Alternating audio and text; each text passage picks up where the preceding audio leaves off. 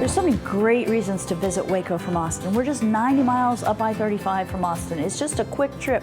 Waco is one of the central places in Texas to come to. And if you have friends or family in Dallas, why not meet in Waco? You could do a day trip or you could do a couple of days if you really want to have enough time to see everything. So many great things for families to do. We're just very family friendly.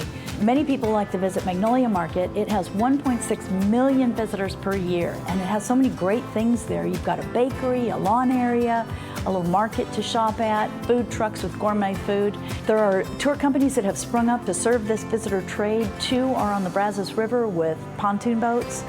1 tour you can actually meet a longhorn, and I hear tell that longhorns are tamer than bears.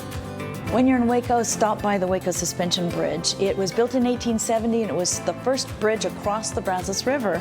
The Chisholm Trail and Shawnee Trail both came across this bridge. It's really worth a look. We also have a downtown cultural district with a burgeoning art scene, lots of original art that you can buy, public art, statuary, and all kinds of things to see like that. And there's so many attractions here in museums. You can visit the Cameron Park Zoo, the Dr. Pepper Museum, the Texas Ranger Museum, the Texas Sports Hall of Fame, Mayborn Museum, and the Waco Mammoth National Monument. But you need to get your hotel rooms really early, get them reserved, because we have the highest hotel occupancy in the whole state of Texas. I know that's amazing, but it's true. So to plan your trip, go to wacoheartoftexas.com. And it's clear why Waco is called the heart of Central Texas. Carla Pendergraft from the Convention and Visitors Bureau is here to tell us about more events you and the whole family will just love in Waco, because there's so much to love. That's so true. What events are on the horizon? So one thing that happens every week is the downtown farmers markets in the courthouse lot that you just saw.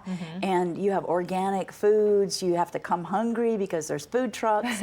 I have a great breakfast there a lot of times, and just sort of crafts and gallery and crafts and jewelry and things like that. So it's just a lot of fun. And farmers markets are such a great place to be on the weekend and stroll around and gather with your community as well. And bring your family and just enjoy it. It's all so family friendly. There's music going on and you can just relax and see a little bit of a slice of Waco. Let's say if you don't want to relax, you want to get your heart rate up a little bit. Sounds like the marathoners have something to look forward to.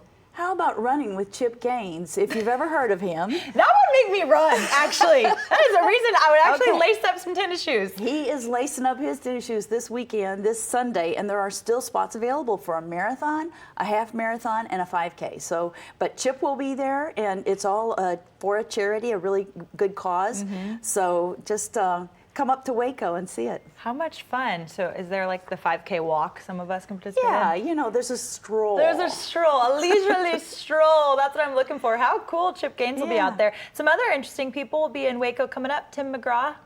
Tim McGraw and John Meacham have written a book, and they're doing a book tour. And what we find is a lot of book tours stop at the silos. So Reese Witherspoon this past fall was there for promoting her book, and Tim McGraw will be there. And you can buy a ticket where you can actually meet him, do a meet and greet, and that might be worth it. So it's right there at the silos, and it's just really a lot of fun. Yeah, so many neat opportunities. What else do you have going on?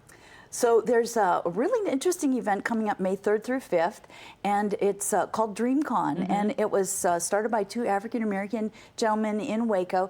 They went to Comic-Cons a lot, and they didn't see people of color as much as they felt they wanted to. So they started this just to make a welcoming environment for people of color and everybody.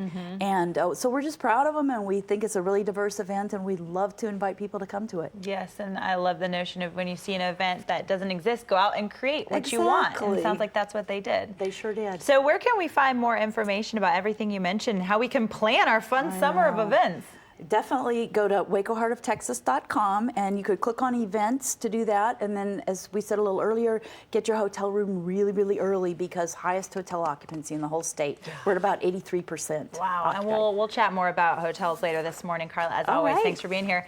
See you out there. I got to get my cute tennis shoes ready for